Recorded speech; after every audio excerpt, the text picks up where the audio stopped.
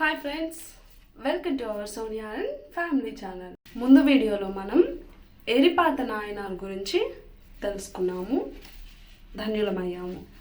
ఎరిపాత నాయనార్ గారు మహా గొప్ప శివభక్తుడు.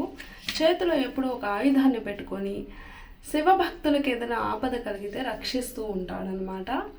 అలాంటిది ఒక గజవాహనం ఒక శివభక్తుడి మీదకు వచ్చేసరికి ఆ గజవాహనాన్ని చంపేస్తాడు. వధించి ఆ భక్తుడిని రక్షించి ఉగ్రరూపం తాలుస్తాడు. మహారాజు అది గ్రహించి తప్పు జరిగిందని ఆ శివభక్తుడికి ప్రాధేయపడతాడు. ఇలాంటి సందర్భంలో పరమశివుడు ప్రత్యక్షమయ్యి జరిగినది అంతా కూడా వాళ్ళకి ఆకాశవాణి రూపంలో సవివరంగా తెలియచేసి తదనంతరంలో కైలాసముక్తిని ప్రసాదిస్తారు. ఈ విధంగా పరమశివుడు ఆ ఎరిపాత నాయనార్ని కటాక్షిస్తాడు. ఈరోజుటి వీడియోలో యనాదినాథ నాయనార్ గురించి తెలుసుకునే చిన్న ప్రయత్నాన్ని చేద్దాము.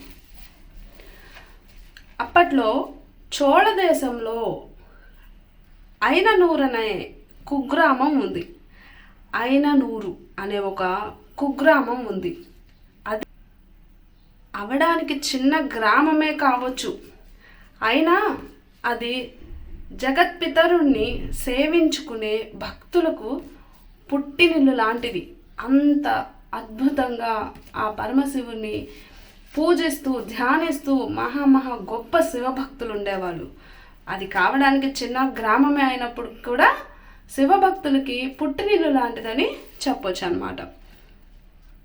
అలాంటి ఆధ్యాత్మికత సంతరించుకున్న గ్రామంలో యనాదినాథ నాయనారు అనే శివభక్తుడు జన్మించాడు. అతను గౌడ కులానికి చెందిన వ్యక్తి. అయితేనేంటి, పరమశివునికి పరమ భక్తుడు, ఫలస్తుతుడు. పరమశివుడి భక్తి చిన్నప్పటి నుంచి తనలో ఇముడ్చుకున్నటువంటి ఒక గొప్ప శివభక్తుడు యనాది నాయనార్. ఈ యనాది నాయనార్ పుట్టిన ఊరు ఐననూరు అరిసోల్ నదీ తీరాన కుంభకోణానికి వాయువ్య దిశలో ఉంది. అరిసోల్ అనే నదీ తీరం ఉంది. ఆ నదీ తీరాన కుంభకోణానికి వాయువ్య దిశలో ఈ ఐననూరు ఉందన్నమాట. ఆ ఊరిలో జన్మించిన భక్తుడే యనాదినాథ నాయనార్. దాంతో అక్కడ నివసించే వారంతా దేనికి లోటు లేకుండా శాంతి సౌభాగ్యాలతో జీవనం సాగిస్తున్నారు. అక్కడ నదీ తీరం, అక్కడ నది కూడా ఉండడంతో అక్కడ చాలా సారవంతమైన ప్రదేశము కూడా, పంటలు కూడా సమృద్ధిగా పచ్చగా బాగా చక్కగా పండుతూ ఉంటాయన్నమాట. ఎలాంటి పంటలకి కొదువ లేదు. ఊరు మంచి సారవంతమైన ప్రదేశం. ఆహార కొరతలు ఏవీ లేవు, కళకళలాడుతూ అలాగే శివభక్తులతోటి పుట్టినిల్లుగా ఉంది ఆ ఊరు. దాంతో అక్కడ నివసించే వారంతా దేనికి లోటు లేకుండా శాంతి సౌభాగ్యాలతో జీవనం సాగిస్తున్నారు. పరమశివుడి కటాక్షణం ఉంటే ఆ ఊరు, ఆ ప్రదేశం, ఆ దేశం, ఆ శివభక్తులు ఉన్న ఆ ప్రాంతం అలాగే ఉంటుంది. మరి కళకళలాడిపోతూ అంత గొప్ప శివభక్తులు ఉన్న ఊరు అన్నమాట అది. సత్సాంగత్యం ఉన్నా కూడా చుట్టుపక్కల వాళ్ళందరూ ఆ సత్సాంగత్యంలో తన్మయులు అవుతారు. అందుకే మన సాంగత్యం ఎప్పుడూ కూడా సత్సాంగత్యం ఉండేలా చూసుకుంటే వారి ప్రభావం, వారి మంచి పనుల ప్రభావం మన మీద కూడా కొంత ఉంటుంది ఖచ్చితంగా. అయితే యనాదినాథర్ గొప్ప శివభక్తుడని చెప్పుకున్నాం కదా. శివభక్తిలో మాయపోరుల నాయనార్ను కూడా మించిపోయాడు. శివభక్తులే కాదు, ఎవరు విభూతి రేఖలు పెట్టుకున్నా వారందరినీ కూడా శివరూపాలుగానే గౌరవించేవాడు. అపరిమిత శివభక్త సేవా తత్పరుడు. వీరు కోరితే, వీరికి అవసరమైతే ప్రాణాలనైనా త్యజించేందుకు సిద్ధపడేవాడు. శివభక్తులు వచ్చి మాకు ఇది కావాలని అడగడమే తరువాయి, అది ఏదైనా సరే ఇవ్వడానికి తన వంతు స్వయం కృషిగా పోరాడుతూ ఉంటాడనమాట. అది ఏది అడిగినా కాదనక ఇవ్వడానికి తన సాయశక్తిలా ప్రయత్నిస్తూ ఉంటాడు. అడిగితే ఈ ప్రాణాలు ఇచ్చే అంటే క్షణం కూడా ఆలోచించకుండా ప్రాణాలు ఇచ్చేసే అంతటి గొప్ప శివభక్తుడు. అది శివభక్తులే అవసరం లేదు, విభూతి రేఖలు పెట్టుకుంటే చాలు శివభక్తులుగానే భావించేసేవాడు అనమాట. అంత గొప్ప అపరిమిత శివభక్త సేవా తత్పరుడు. వీరు కోరితే వీరికి అవసరమైతే ప్రాణాలనైనా సరే, ఇదిగో తీసుకోవయ్యా, తీసుకో, ప్రాణాలే కదా నీకు కావాల్సింది, తీసుకో, సంతోషంగా పరమశివుడికి సమర్పిస్తున్నాను అనుకుంటాను అన్నంత భావనతో ఇస్తుంది సాక్షాత్ పరమశివుడికే అనే ఆ భావనతో తన ప్రాణాలనైనా ఇచ్చేస్తాడనమాట. అంత గొప్ప శివభక్తుడు. అలాగే చేశాడు కూడా. ఇవ్వడం ఏమిటి, అది ఘనకార్యం కూడా జరిగిందనమాట. చూద్దాం. అయితే దాంతో మహారాజులు ఎందరో గురుదక్షిణగా ఇతనికి సమర్పించిన ధనంతో బాగా ధనవంతుడయ్యాడు. అయినా ఎంత మాత్రం కించిత్ గర్వం లేకుండా వచ్చిన ధనాన్ని శివభక్తుల సేవ కోసమే వెచ్చించాడు. శివభక్తుల సేవ కోసం ధనాన్ని అంతటిని ఖర్చు చేసుకుంటూ శివభక్తుల సేవలో పరమాత్ముడు శివభక్తుల సేవలో రమిస్తూ ఉన్నాడు. కత్తిసాము విద్యలో పలువురితో ప్రశంసలు కూడా అందుకున్నాడు. అయితే ఇది కొందరికి కంటగింపయింది. ఇతను సాధిస్తున్న కీర్తి ప్రతిష్టలను చూసి, ఇతను చేసే మంచి మంచి సత్కార్యాలు చూసి, అలాగే కత్తిసాములో గొప్పవాడవడం చూసి ఓర్చుకోలేని దుష్టులు, దుర్మార్గులు కొందరు ఉంటారు. వారికి ఉక్రోషం పెరిగిపోతూ ఇతను సాధిస్తున్న కీర్తి ప్రతిష్టలు, సంపాదిస్తున్న ధనాన్ని చూసి సహించలేకపోయేవారు. అకారణంగా శివభక్తునిపై అసూయ ద్వేషాలను పెంచుకున్నారు. అలా అసూయ ద్వేషాలను పెంచుకున్న వారిలో అతిశూరన్ అనేవాడు ఒకడున్నాడు. యనాదినాథర్ మీద కార్పణ్యాన్ని పెంచుకున్నాడు. అతనికి ఖడ్గ విద్య అంతగా రాదు. అయినప్పటికీ పేరు కోసం పాకులాడేవాడు. అందులో భాగంగానే పేరును కూడా అతిశూరన్ అని పెట్టుకున్నాడు. అతిశూరన్ అంటే గొప్ప సూర్యుడని అర్థం. తనకి కత్తిసాము విద్యలో అంత ప్రావీణ్యం లేకపోయినా, అంత మహా గొప్పవాడు కాకపోయినా, నేను గొప్పవాడినే అనే గర్వంతో విర్రవీగేవాడు. ఎప్పుడైతే ఈ యనాదినాథ్ నాయనారికి కత్తిసాములో గొప్ప ప్రావీణ్యం ఉంది, అందరూ మెచ్చుకుంటూ ఇతను ధనం సంపాదిస్తూ శివభక్తుల సేవలో చేస్తూ మంచి పేరును కీర్తిని గడిస్తున్నాడో, ఈ అతిశూరన్ అనే వ్యక్తి అది ఓర్చుకోలేకపోతున్నాడు. అటు కత్తి విద్యకు సరిపడినంత దేహ దారుఢ్యం కూడా లేదు. అయినప్పటికీ ఎప్పటికైనా యనాదినాథర్తో తలపడి విజయం సాధించాలి అని ఆలోచిస్తూ ఆ కోరికని తనలో పెంచుకుంటూ ఉన్నాడు. ఒకరోజు తన మనుషులు బంధువులతో కలిసి ఆ భక్తుడైనటువంటి నాయనారి ఇంటిపైకి దాడికి దిగాడు. ఇంక లాభం లేదు, నేను గెలవలేకపోతున్నాను, ఎలాగైనా ఇతని పైన దాడి చేయాలి అని ఒకరోజు దాడికి దిగాడు. ఇంటి ముందు నిలిచి తనతో కత్తి యుద్ధానికి రమ్మని కవ్వించాడు. ఏమయ్యా, నువ్వు గొప్పవాడివి అనుకుంటున్నావా? కత్తి విద్యలో నీ అంతటోడు లేడని విర్రవీగుతున్నావా? నీకు చాలా పొగరు, అహంభావం ఉంది కదా, నాతో వచ్చి తలపడు, నాతో గెలువు అని సవాల్. చాలాసేపటి వరకు నాయనారు ఆ గొప్ప శివభక్తులకి మంచి తత్వం, మంచితనం, భక్తి తత్వం, సేవా దృక్పథం ఏర్పడిన వ్యక్తులు చాలా వినయంతో వినమ్రులుగా వ్యవహరిస్తారు. ఇతను కత్తి విద్యకు రా, వచ్చి నాతో తలపడు, గెలిచి చూపించు నీ ప్రతాపం ఏంటో నేను చూస్తాను అని రెచ్చగొట్టే ప్రయత్నాన్ని విపరీతంగా తన వైపు నుంచి రెచ్చగొట్టే ప్రయత్నాన్ని చేస్తూ ఉన్నాడు. కానీ నాయనారు మాత్రం ఏమాత్రం గర్వం పడకుండా, అతనికి దుడుకు పడకుండా, పోనీలే పాపం అని ముందుకు రాకుండా మౌనం వహించాడు. అయినప్పటికీ కయ్యానికి కాలు దూవుతున్న పొగరబోతూ ఎద్దుల రంకెలు వేస్తూ, ఛీ, యువతల ఒక యోధుడు కత్తి విద్యకి రమ్మని నేను పిలుస్తున్నాడు, నువ్వు సిగ్గు లేకుండా ఇంట్లో కూర్చున్నావు, నీకు చేవ ఉంటే నాతో కత్తిసాముకి తలపడు, లేకుంటే ఓడిపోయినట్టు అంగీకరించి కత్తిసాము మానుకో, ఇక నువ్వెప్పటికీ కత్తిసాము చేయదు, నువ్వు ఓడిపోయావని ఒప్పుకోవాలి అంటూ వృధా ప్రేలాపనలు ప్రేలుతున్నాడు. దాంతో నాయనార్ తప్పదు, ఆ మనిషి ఇంకా రావాల్సిందే, రెచ్చగొడుతున్నాడు, రావాల్సిందే, ఇంకా కత్తి మానుకో, ఇంకెప్పుడు చేయకూడదు, ఈ క్షణం నువ్వు నాతో కత్తి యుద్ధం చేయకపోతే అంటూ ఆ మాటలకి ఇంకా తప్పదు అనుకొని ఆ పరమేశ్వరుణ్ణి ప్రార్థించి ఇంకా తప్పేలా లేదనేసి పోటీకి సిద్ధపడి బయటకు వచ్చాడు. ఇక్కడకు దగ్గరలో ఉన్న పొద దగ్గరకు పోదాం పద, ఇక్కడ పక్కన దగ్గరలో ఒక పొద ఉంది, అక్కడికి పోదాం పద, అక్కడ యుద్ధం చేద్దాం మనిద్దరం అంటూ అతన్ని అక్కడికి తీసుకొని వెళ్ళాడు. వాడి ఆ అతిశూరన్ వాడి మనసులో ఏదో దుర్మార్గపు బుద్ధిని పెట్టుకొని ఆ పొద దగ్గరికి వెళ్దామని తీసుకొని వెళ్ళాడు. అతిశూరన్ బంధువులంతా ఆ పొద చాటునే పొంచి సమయం చూసి నాయనార్పై దాడికి సిద్ధంగా ఉన్నారు. అంటే ఈ ఒక్కడే యుద్ధంతో గెలవలేనని గ్రహించి ముందుగానే ఒక దుర్మార్గపు బుద్ధిని ప్రదర్శించాడు. పొద దగ్గర ముందుగానే వాళ్ళ బంధువులందరినీ కాపలా ఉంచాడు దాడికి దిగడానికి.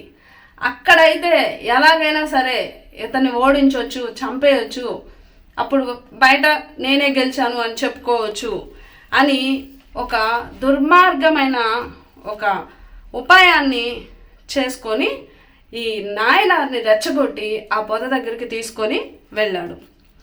ఇదేమీ తెలియని నాయనారు పొద దగ్గర పోటీకి నిలుచొని అతిశూరన్ కోసం చూస్తూ ఉన్నాడు. ఈలోగా నాయనారు స్నేహితులు కూడా వచ్చి అతనికి తోడై నిలిచారు. ఉభయ వర్గాలు వారికి పెద్ద పోరు జరిగింది. ఇంతలో నాయనారు స్నేహితులు కూడా వచ్చి తోడు నిల్చున్నారు. ఇక అటువైపు వాళ్ళు ఇటువైపు వాళ్ళు పోరులోకి తలపడ్డారు. పెద్ద పోరే జరుగుతుంది. ఈ పోరులో అటు ఇటు కూడా చాలామంది చనిపోయారు. ఎక్కువగా అతిశూరన్ వర్గానికే నష్టం వాటిల్లింది. దాంతో భయపడి అతిశూరన్ అక్కడి నుంచి మళ్ళీ పారిపోయాడు. అయినప్పటికీ సిగ్గు లేకుండా మరునాడు అతిశూరన్ నాయనార్కు ఒక సందేశాన్ని పంపించాడు. ఎంత జరిగినా ఆ మహానుభావుడికి బుద్ధి రాలేదు. ఎందుకు వస్తుంది? మనసు నిండా కుళ్ళు, కుట్ర, కుతంత్రం, ఎలాగైనా అతని పైన గెలవాలనే తపన, వీటన్నిటితోటి ఆ మనసు నిండిపోయి మళ్ళీ ఓడిపోయాడు.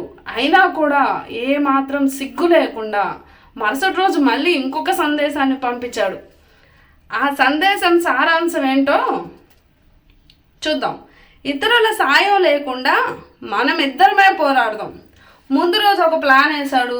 పొదచాటుని జనాలను అందరినీ పెట్టాడు, వాళ్ళ బంధువుల్ని. ఒక్కడే వస్తాడు, చంపేద్దాం అనుకొని ఆశపడ్డాడు. కానీ జరగలేదు అలాగా. తానొకటి తలిస్తే దైవం మరొకటి తలిచిందని అక్కడ నాయనార్కి తన స్నేహితులు కూడా తోడయ్యి అతిశూరన్ని ఓడించడం జరిగింది. మళ్ళా మరుసటి రోజు ఈసారి ఇంకొక ఉపాయంతో ఒక సందేశాన్ని పంపించాడు. ఈసారి ఎవరు వద్దు, వాళ్ళు వద్దు, వీళ్ళు వద్దు, నువ్వు నేను మనిద్దరం మాత్రమే తలపడదాం అని ఒక సందేశాన్ని పంపాడు. మన కారణంగా అమాయకులైన ఇతరులు హతులవుతున్నారు. ఎందుకీ అనవసర రక్తపాతం? కాబట్టి ఒక ఏకాంత ప్రదేశంలో మనమిద్దరమే బలాబలాలు తేల్చుకుందామని కబురు పంపాడు. ఎంతో న్యాయవంతుడైనట్టు మళ్ళీ ఉపాయాన్ని ఆలోచించి ఇలా చెప్పాడనమాట. సో ముందు రోజు దొంగచాటుగా దెబ్బతీయాలని చూశాడు, అది కుదరలేదు. నక్క వినయాలు అంటారు కదా, నక్క వినయాలకి ఈ అతిశూరన్ ఉదాహరణగా మనం చెప్పుకోవచ్చు. అతని ఆలోచనలు అంత దారుణంగా ఉన్నాయి. సమయానికి తను గెలవలేను అని తెలిసి కూడా వివిధ రకాల ప్రయత్నాలు, ఉపాయాలు ఆలోచిస్తూ ఈసారిలా ఉపాయాన్ని సందేశం రూపంలో పంపించాడు. బలాబలాలు తేల్చుకుందాం, పాపం మన వల్ల అటువాళ్ళు ఇటువాళ్ళు అనవసరంగా అమాయకమైన ప్రజలు హతులవుతున్నారు, అలా వద్దు, ఈసారి నువ్వు నేను ఇద్దరం మాత్రమే తలపడి బలాబలాలు తేల్చుకుందాం అని కబురు పంపాడు. అతిశూరన్ సందేశానికి నాయనార్ కూడా అంగీకరించాడు. అతిశూరన్ ఈసారి కపటోపాయంతో నాయనార్ను గెలుద్దామని మళ్ళీ ఒక కుట్ర పన్నాడు. నాయనార్కు ఒక అలవాటు ఉంది. శివభక్తులను కానీ వారిలా అలంకృతులైన వారిని కానీ ఎంతో గౌరవంగా అభిమానించేవాడు నాయనారు. శివభక్తులనే కాదు, విభూది రేఖలు ధరించిన ఎవరినైనా సరే గొప్ప శివభక్తుల రూపంలో ఆరాధించేవాడు. అలాంటిది అతిసూరన్ తన భక్తి విషయాన్ని గ్రహించి ఈసారి ఒక కపటోపాయాన్ని పన్ని ముందుకు దిగాడు. దీన్ని ఆలంబనగా చేసుకొని అతిసూరన్ విచిత్రంగా ఎన్నడూ లేనిది ఈసారి తన ఫాల భాగంపై 3 విభూది రేఖలు దిద్దుకొని అవి కనిపించకుండా కవచం అడ్డు పెట్టుకొని నాయనారుపై పోరుకు దిగాడు. అసలు శివభక్తి లేదు, ఎప్పుడు విభూది రేఖలు కూడా ధరించని ఈ అతిసూరన్ గొప్ప శివభక్తుడైనటువంటి యనాదినాథ నాయనారు భక్తిని ఆలంబనగా చేసుకొని విభూది రేఖలను ధరించినా సరే పరమ శివభక్తులుగా భావిస్తాడు అనే విషయాన్ని ఆలంబనగా చేసుకొని కపటోపాయాన్ని పన్ని ఈసారి యుద్ధంలో ఎలాగైనా నేనే గెలవాలని కుట్రతో ఆలోచించి మనసంతా విషం నింపుకొని ఇలాంటి చేయకూడని పనిని చేయడానికి యుద్ధంలోకి దిగాడు. ఇంకా విభూతి రేఖలు ఎప్పుడూ ధరించని వాడు ధరించి అవి కూడా కనపడకుండా కవచం ఒకటి అడ్డు పెట్టుకొని నాయనారుపై ఈ పరమ శివభక్తుడిపై పోరుకు దిగాడు. యనాదినాథర్ అతిసూరన్పై ఖడ్గాన్ని ప్రయోగించబోతున్నాడు. ఇక ఇద్దరి మధ్య యుద్ధం స్టార్ట్ అయింది. ఇద్దరి మధ్య యుద్ధం మొదలైంది. ఒకరినొకరు పోరులో కత్తి యుద్ధంలో ఒకరొకరు యుద్ధం చేసుకుంటూ ఉన్నారు. ఆ సమయంలో అతిసూరన్ ముఖంపై ఉన్న కవచాన్ని తొలగించాడు. అంతే, నాయనార్ నిశ్చేష్టుడయ్యాడు. అతిసూరన్ ఫాలభాగంపై విభూతి రేఖలు చూసి ఆశ్చర్యపోయాడు. వెంటనే ఖడ్గాన్ని కిందికి దించి, అయ్యో ఎంత శివాపరాధం చేయబోయాను, అతనిప్పుడు శివభక్తుడయ్యాడు, అతనికి మనం ఎలాంటి హాని తలపెట్టకూడదు, నిజంగా నన్ను చంపితే అతిసూరన్కు మనశ్శాంతి దక్కుతుందని భావిస్తే తాను ఇక మరణించేందుకు కూడా సిద్ధమయ్యాడు. విభూతి రేఖలు ధరించినంతనే పరమ శివభక్తుడయ్యాడు, అతని పైన నేను కత్తి దూశాను, ఎంతటి ఘోర అపరాధం చేశాను పరమేశ్వర ఈశ్వర అని తలుచుకుంటూ, అతనికి నన్ను చంపితే ఒకవేళ మనశ్శాంతి కలుగుతుంది అంటే సాక్షాత్తు శివభక్తుల్ని పరమేశ్వరులుగానే భగవత్ స్వరూపంగా భావించే నాయనారు నన్ను చంపితే మనశ్శాంతి వస్తుందా అతనికి? అయితే సరే, సంతోషంగా నా ప్రాణాలను అర్పిస్తాను అనేసి నేను ఈ శివాపరాధం చేయబోయాను అని బాధపడుతూ తాను మరణించేందుకు ఇక సిద్ధంగా ఉన్నాడు. అలా భావించి చేతిలోని ఖడ్గాన్ని విసిరివేయబోయాడు నాయనార్. అంతలోనే ఖడ్గాన్ని పారవేయాలనే ఆలోచన మార్చుకొని, నేను ఖడ్గాన్ని విసిరేస్తే నిరాయుధుణ్ణి చంపిన పాపం అతనికి అంటుకుంటుంది. చూడండి, అంత కత్తి యుద్ధంలో అలాగే అవతల ఉన్న నాయనారుపై కోపావేశాలు, ఉక్రోషాలు, కుట్రలు, కుతంత్రాలతో విభూతి రేఖల్ని ధరించుకొని కపట ఉపాయంతో యుద్ధానికి ఆహ్వానించాడు. ఆ యుద్ధం చేస్తున్న సమయంలో శివభక్తుడని భావించి తప్పు చేశానని బాధపడుతూ ఆ సమయంలో కత్తి విసిరేయబోయి కూడా ఎంత గొప్పగా ఆలోచించాడంటే, కత్తి విసిరేస్తే పూర్వకాలంలో కొన్ని సాంప్రదాయాలు ఉండేవి.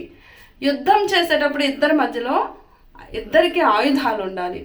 ఏ ఒక్కరి చేతిలో ఆయుధం లేకపోయినా ఆ యుద్ధం చెయ్యకూడదు, అది ధర్మం కాదు. అయితే ఇప్పుడు నేను ఆ కత్తిని వదిలేస్తే నిరాయుధుణ్ణి, ఆయుధం లేని వాణ్ణి చంపిన పాపం ఇతనికి దక్కుతుంది అని ఖడ్గాన్ని అలాగే పట్టుకొని శివభక్తునికి అలాంటి పాపం తగలనివ్వకూడదనుకుంటూ అలా ఆలోచిస్తూ ఉండగానే అతిసూరన్ నాయనార్ను బలంగా పొడిచి చంపేశాడు.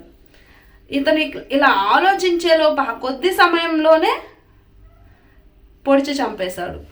నాయనార్ నిర్మలమైన భావనకు, శివ భక్తి తత్పరతకు, శివభక్తుల పట్ల అతను చూపించే గౌరవానికి పరమేశ్వరుడు చెలించిపోయాడు.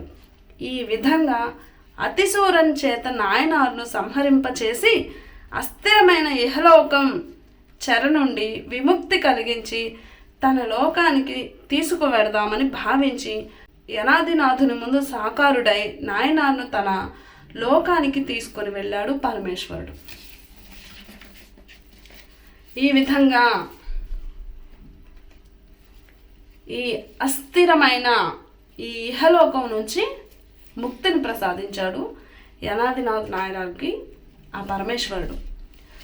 అంత గొప్ప మహాశివభక్తులు, వాళ్ళ గురించి చదివినా విన్నా మనకి అంత సద్భాగ్యం కలుగుతుంది. ఆ పరమశివుని ఆశీస్సులు ఉంటాయి.